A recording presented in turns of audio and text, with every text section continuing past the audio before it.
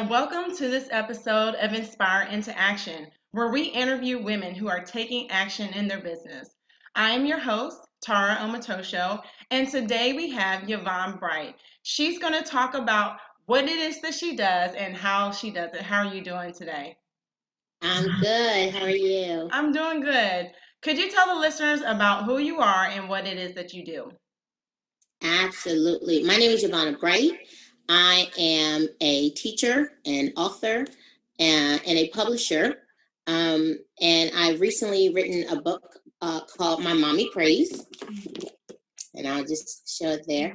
And this book goes through my youngest son's day and the time that he spent home with me when I was home with him, and all the times that he's heard me pray throughout the day, and just how he's learned how to pray just by watching. I think as a mom, I didn't realize how much what we do really affects our kids. I've heard the saying before that more is caught than taught. And with him, I've actually seen that. So that's what this book is really about. He calls me every night to pray. My husband and I pray with my children every night. And if I'm not in the room, he cries out, "Mommy, pray! Mommy, come pray!" So I literally woke up in the middle of the night one night and I thought I heard him calling me. I thought I heard him saying, "Mommy, pray." So at that moment, it was like all of the times that we prayed just rushed into my mind. I grabbed my iPad and literally just started typing. And the book was born. So that's how it started, and I was like, now what? And through, I would say, a connection of divine appointments, I found a mentor who really showed me what to do with my book, how to really bring it to fruition, and it's now here. And I'm really excited about it, and I'm hoping that others can learn how to pray with their children and understand the importance of prayers. The book includes sample prayers in it because, of course, it goes throughout the entire day. So each page has a prayer with it, along with the story. And there's also a daily confession for children at the end of the book. That's great. That's really great. So where can people buy the book if they want to purchase the book? Currently, the book is available on Amazon.com, so they can purchase it there. It's also available at Spirit of Faith Christian Center in the bookstore. It's available there, and hopefully soon it will be some other places, but right now it's just on Amazon.com. Okay, all right, that's great. That's an awesome book. That's just an awesome testament to you as a mother that you just took action. You saw something that you were doing, and it was literally like God awakening you out of your sleep to like, hey, write this book, you know. And I don't love to be awakened out of my sleep. However, when that happens, I'm like, oh man, this is something I need to do. I mean, maybe I wasn't hearing all throughout the day, so you had to pick this time, and that's fine. But I was like, write it down, and you took action on it. That's really great. Besides your kids, I mean, this could have just been like something that you created just for your family. What made you want to turn it into a book and produce it for other people to enjoy and to learn from? I think I realized that there's a need for it. As a teacher, I work with children every day. I currently teach second grade. So I see children every day, and I see what they do know, what they don't know. And I see that they really have a desire to be taught. They really have a need to know who they are and who they can be, if that makes any sense. No, I So I feel like they needed inspirational words. So I teach them as much as I can. I'm at a public school, so of course I can't teach them to pray. Right. But they were really inspired by the book. Okay. Because I wrote it, and they wanted to then become authors themselves. Oh, that's So they're like, "Mrs. Bright, can we write a book?" But when I woke up with that, I literally I asked God. I was like, "Okay, what now? What do you want me to do?" And like I said, it was boom, boom, boom. I ran into another teacher turned author, and so she really led me, and I was like, "Okay," and that's the way I went with it. And I've always kind of wanted to be a writer. In college, we actually were given an assignment where we had to write a book and illustrate it. And so, of course, in the beginning, I was like, what in the world? Like, what kind of assignment is this? But of course, we did it. And at the time, my professor made me promise to publish it. She was like, promise me that you'll publish this. Of course, at 21, I'm like, okay, sure, I'll publish it. Right. And of course, at 21, I had no clue what to do or how to do it. But I always held on to it, and I would read it to my students in class. And I would see how excited they would be. So when this came to me, I felt like, okay, that came back to me in my mind with my professor saying publish. So I published this one, and actually I'm now working on publishing the one from college as well. Yeah, that was going to be my next question too. Absolutely. And this one will actually, My Mommy Praise will actually be released in Spanish this summer. That's great. That's great. It's currently, it's been translated, so it's in the editing stages, and it'll be released in Spanish, but I've now gone back to release my original first book that I wrote in college. All right, that's great. That's great. I mean, for you to want to go back and do that, and also just getting the kids excited about writing. I mean, that's a great thing. They see that you're doing it, so they want to do it too. And that's the premise, like, for the show. I want people to be able to see what you're doing and to know that it's possible. You have a book idea, or you have something inside you that you feel that it would benefit the world. How you can go about doing it. So how did you, I mean, you said you have a publishing company, so how does that work in conjunction with the book, and tell us more about that. Okay, well, I self-published the book, so because of course it's a lot to really go through a publisher, but now self-publishing is really popular. So again, through my mentor, I learned how to self-publish it. So when you self-publish a book, you are officially a publisher. So I had to start an official business. I had to get a business name for my publishing company, and everything is done through that company. So I am now officially a publisher. So right now I'm just publishing my own books, but I'm actually beginning to publish others right now, starting with my husband. He's actually written a devotional. I've now inspired him. So great. Everybody seems to be inspired, which is really exciting, because you think of these things, these hobbies that you might have, or these things that you would be doing if you weren't working, if that makes sense. No, exactly. And it's like, you can do that too. You don't have to just do your 9 to 5. And that's one thing I've really learned, that there's other things that you can do in addition to. So I'm really excited about that. I feel like I have learned so much about myself in writing this book, and in literally publishing it. It's almost like giving birth, literally, because there's so many stages, and then, things might go wrong, and then you have setbacks, and then it's like, oh my gosh, it's here. And, right before it is released, there's, oh my gosh, what's happening? It's literally like giving birth. So it's really exciting. So again, I'm now publishing myself and my husband. Eventually, I hope to publish others. But again, because I'm so new, I'm just learning the business, and I'm really just taking my time with that and building the business slowly. But I'm also encouraging others to do it. I think it's really important to not just have a 9 to 5, but to really do something that you're really inspired to do in addition to your job, because I love teaching.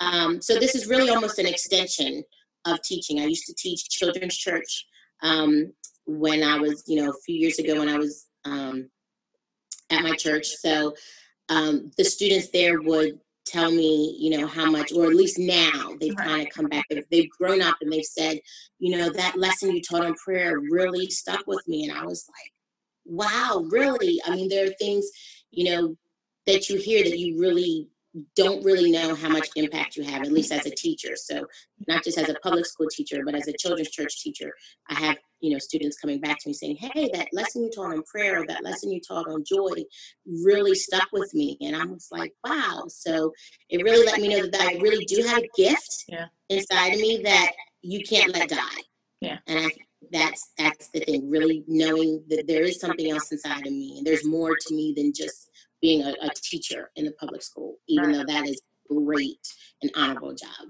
Yeah, it definitely is. So tell me your family makeup, because I think that's important for people to know your family makeup and what was going on while you were writing this book and getting it all done. And I think it's important because people need to know that you can do things even when it seems like it's a lot, you know. Absolutely. Okay, well, one, I had just given birth to my third child. I I spontaneously became pregnant. It was not planned. It was unexpected. So I had literally just given birth to my third child. My son, my second son, he had just turned 2 when I wrote this book. My oldest was, I want to say 9. So I'm a mother of 3. Mm-hmm. And of course, married to my husband. Um, so in addition to that, I was going through grad school. So, and I'm still going through grad school. So I have a family of 3, 3 children, family of 5 total, Mm-hmm. going to grad school, full-time teacher. And here I have this book idea that has literally kind of just come to me in somewhat of a dream. Right. And I think, again, I just had that inspiration that I can do this too. So it takes a lot of work, because, of course, I'm coming home from work, I'm feeding children, I'm reading books for grad school and posting online because it's an online class. And then at the same time, I'm finding time to do this things that are necessary to publish this book. Yeah. So definitely consistency was necessary. I set time limits. There were certain days where I did my grad work, and then there were the other days I set aside an hour or 2 to work on the book. Usually after the kids went to sleep, because of course that's the quiet time, or I would wake up early before the kids woke up and do a little work. I will say my husband has been very supportive, so that has been a big help. I think having his support and the family support was definitely very helpful, because anything I needed, he was there for me. And of course, he would help with the kids. And, of course, it takes money. Yeah. So, of course, that kind of had to be added to the budget. So, again, with his support, that was a big, big deal, having that support behind me, in addition to having a mentor that was, there with me, to additionally give me support and give me tips and be there when a setback happened to say, hey, it's okay, take your time. It's gonna be okay. It's gonna happen. Just keep going. Right. So And breathe. Breathe. Take a breath. It's okay. yes, definitely. Yeah. Yeah, that's all. I just wanted the listeners to hear that, you may think that you have a lot going on, and everyone has a lot going on. But if you have a dream or you have a goal, you can complete it. You may have to get a mentor to step alongside you and to encourage you and to keep you accountable. Maybe it's your spouse or significant other that is there. But it's also important just to like she sought out someone who had done what she's trying to do. You need to seek out people that are even in business that are trying to do, or they may not be exactly in the same field as you, but they still can provide you support and show you the ways that you need to go in order to succeed and to make your dream a reality. And don't allow those things to get in the way of what you're trying to do. I mean, because you only got one shot at this. So and that's at least that's my thing. I only have one shot at this. So let me go for it. And you never know you think it's for you, but it's really not for you. It's for someone else out there to see. So this book, she might have thought it was for her son, or she might not even thought about like who it was actually for, but she knew it was going to be a blessing to other people. And it's been so much of a blessing. I mean, she even does is it weekly, or how often do you do your Facebook lives? Well, right now they're mostly videos, but I recently started doing them daily. Mm-hmm. I used to do them, weekly, but recently I've been doing them daily for about the last few weeks. Mm-hmm. So I'm hoping to be able to keep up with that, because again, what I'm realizing is just, it's an inspirational thing. I actually I send out a text every morning, a prayer text to a group of ladies every morning. And they, again, have been inspired and really welcoming to it, that now that the book is out there, I'm now doing it on Instagram and Facebook. One, to show, hey, I wrote this book, but I didn't just write this book. I pray every day. I do what I say I do. Yeah, I really do this. This is not just a book. This is not just, hey, some project. This literally is my life. It is a lifestyle. Yeah. And I think even with writing the book, the fact that it's what I would say my middle child, I think there's a special reason behind that, so that he felt special. A lot of times when you have 3 children, you have what's called that middle child syndrome. And while I didn't originally, like I said, I didn't say, I'm going to write a book for him, when the thought came to me and when he saw himself in the book, he just felt so special. He wanted to read that book every night for like 2 months straight. And he can literally almost tell you the book without you turning the pages. He can tell you what the book says and what's in it. So I think that's special because he feels special now that he has this book that really revolves around him. Even though my oldest son is in it because, of course, he was there at the time. My youngest little girl is not in the book. And people say, well, why isn't she in the book? And I said, well, because this literally was written from his point of view when he was home with me. And at that point in time, she wasn't here. Right. So I'm actually currently now working on My Dad Prays Too, which will be released by the end of the year. Because, again, he doesn't just see me pray every day. He sees his father pray every day. So, and I think that's important for children and families everywhere to know that moms pray and so do dads. And I think it's important for children to see that in books. I don't think they see a lot of that in books. And so I'm working on that one just to show that fathers, we know that they go to work and we know that they do so much, but they pray too, and it's a really important part of raising up a child. Yeah, most definitely, and important for boys and girls to see their father praying because they are going to be fathers and they're going to be mothers married to a man, and they need to know about that whole direction that the husband can get from the Lord, and then the women can get too as well.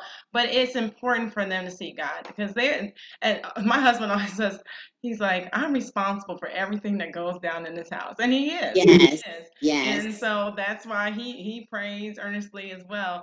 So in regards to the book and publishing it, what are 2 things that you would do? Looking back, what are 2 things that you would say, I would definitely do this again when I write another book, or I would tell someone else to do this when they write a book? I would definitely say get an accountability partner. I would call my mentor my accountability partner. I had somebody that was there every step saying, hey, what are you doing? Hey, did you do this? And again, if I was thinking about giving up or fear jumped in, because of course that jumps in all the time. You're afraid that nobody's going to read this book. People are going to look at me like I'm crazy. Yeah. Even being a school teacher, I was concerned, are my kids going to be able to read it? Am I going to be allowed to have it in a public school? And of course I am. I have not read the book to the children, but it is in my classroom. It's in my classroom library, and just about all of my children, my students, have read the book. Some of them have even bought the book and asked me to sign it for them. They've been really excited. So I would definitely say get an accountability partner, somebody that's going to support you, whether it's your spouse, whether it's a best friend, or like I said, a mentor, someone else that's already done what you've done or is trying to do the same thing that you're doing at the same time. Just somebody to bounce ideas off of in that way. And I would also say, don't stop.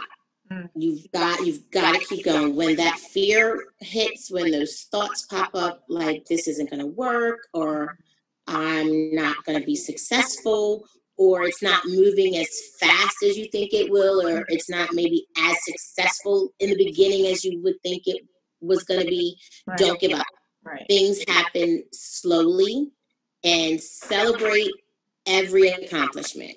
I celebrated when it was done. I celebrated it when the editing was done, when the illustrations were done. And when I got the proof, I celebrated everything from step to step. When I sold my first book, I celebrated. Every little step of the way, I've celebrated. So celebrate the small accomplishments in every step, because I think that helps you to keep going Yeah. when you realize, no, I've gotten somewhere, you Mhm. know. So I would definitely say, get your support system, have an accountability partner, um, don't stop, and celebrate every step of the way. Celebrate the small things. That's good. So I always put the honey before the salt. So what are some things that you would not do? I will never been there, done that, will not do it again. What are some of those things? What are some Oh, challenges that came up? Think about some of the challenges that came up and how you had to push through. That's the biggest just think that challenge, way. I would say, would be the funding. Mm, If you are not prepared financially, you definitely want to prepare. mhm, My book came suddenly. mhm. I would say, it came suddenly. So it was kind of like, okay, it's here. I need this much. I need this money. I need money for this. I need money for that.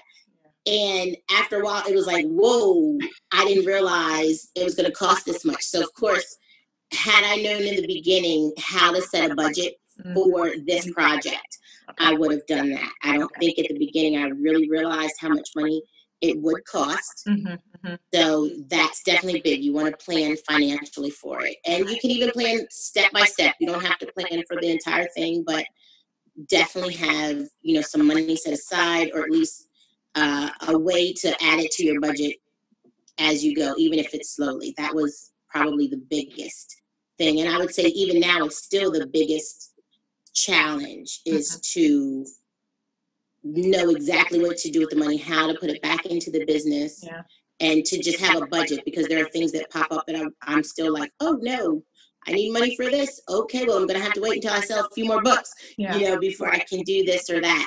So, and then marketing. I would say marketing was a big, something I wish I could change in the beginning. I feel like I needed maybe more time to market it so that people knew ahead of time, Yeah. hey, this book is coming. Yeah. I have it now, so it's okay. I can market with it now. Right. However, I really wish I had that time in the beginning beforehand to really market and really knew how to do that. Yeah, yeah, and that sometimes those things come with experience, and those are things that you can pass on to someone else and say, hey, I didn't do it this way the first time, but here's how you can avoid doing that. Here's a reference, or here's somebody that might be able to help you with that, so that you don't have to experience the same thing that I went through. And that's all about learning and living. As you live, you learn. Well, you should learn. You Yeah, should look at those things as learning opportunities, not mistakes, but it's just something that you learn from and you move on and you keep it moving. absolutely, Yeah. absolutely. So, in regards to skills, what do you think someone needs to do in order to write a book? Um, if they've never written a book but always had that dream to write a book, what would you suggest to them that they do? The first thing I would say is write it down. Start journaling. If you don't have the full idea, whenever you get an idea, start writing it down. I started doing that. I used to journal a lot, which is another way I knew that I like to write. And I've gone back to a lot of those journals, to look for other ideas for other books. So I definitely say start journaling. If you really want to write a book, you've got the idea, start writing some of them down. You don't have to write the whole book all at one time. Right. You want to, just start with those journals. Then, of course, you want to write an outline. Once you have some of those ideas, then start to write an outline of, okay, well, what do I want included in this book? Start, with those small steps. And then just write consistently. Mm-hmm. Once you have that idea, write consistently. I don't care if it's only 10 minutes a day. Right. I've told people, if you don't have an hour, do 10 minutes. If you can commit that I'm going to write 10 minutes a day, even if that's only a paragraph, you start there. And then if you can increase your time, then you increase your time. If you can do an hour, that's great. Just make it consistent, whatever it is. Be consistent, and then the book will come. Right. That's good. So if someone wanted to start today, basically you said they need to take some time and write. Like really think if this is something that they want to do. Because that was going to be my next question, but you sort of answered them at the same time, the action steps. And you need to start writing. Write down material. did you have some people read your book prior to going through this whole process, and just to see if like you were on the right track, or you didn't do that? I had, of course, the first person that read it was my husband, Hmm. because literally when he woke up that next morning, I said, honey, I wrote a book while you were sleeping. So I said, read it. He didn't even get to, really wake up. I was like, here, read this. I wrote this while you were sleeping. Oh, that's funny. My family members read it. I was blessed to have a very supportive family. So my sister read it, my mom read it, and then I got an editor. Okay. So other than my family and my editor, nobody else. But of course, you need an editor. And I'll say that anybody that has written a book, you need an editor. You cannot edit your own book because you're too close to it. Yes. When I gave my book to the editor, she tore it up. She tore it apart. And I was thinking to myself, what? Right. What? I was really doing that. So, and of course it was, but she was basically like, this is just the beginning. You have so much more that you need to add, or so much more that you need to change. So definitely, get an editor to help you. Don't try to do it yourself. Even if you're self-publishing, you need a team. You need those other people, those pieces. You need, your editor, your book cover designer. You need all of those people in line. Don't try to do it all yourself. Yeah, and that's a good point. And you could have said, "Hey, I can edit my book. I'm a teacher. Like I can do this." But you're right. You're biased, and also because you know the book, you're gonna read right past those mistakes and not catch them. Whereas someone with fresh eyes and that is trained to do this, they're able to pick those things out and make it better. Like make it better. Yes, absolutely. That's really awesome. As they read it, they can let you know what's missing too. Wait, this idea doesn't make sense, or you need to add more here. This, would, bring the reader in more, draw the reader in more. Right. So you don't always see that because it's yours. Right, and it's all in your head. It's all in your head, and you have those inside conversations with yourself, but you're not writing those down on paper. And that's what the editor's job is, to pull those things out of you. Yeah. Absolutely. And if your editor is not pulling those things out of you, then you might get a new one. Get a new editor. Really. No, it's so true. It's so true. You want someone to be honest and open and tell you the truth, and not just, giving you fluff because they want to get paid and move on to the next client.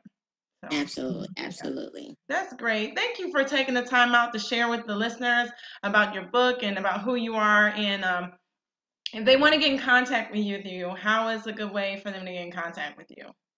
They can find me on Instagram at Yvanna Bright.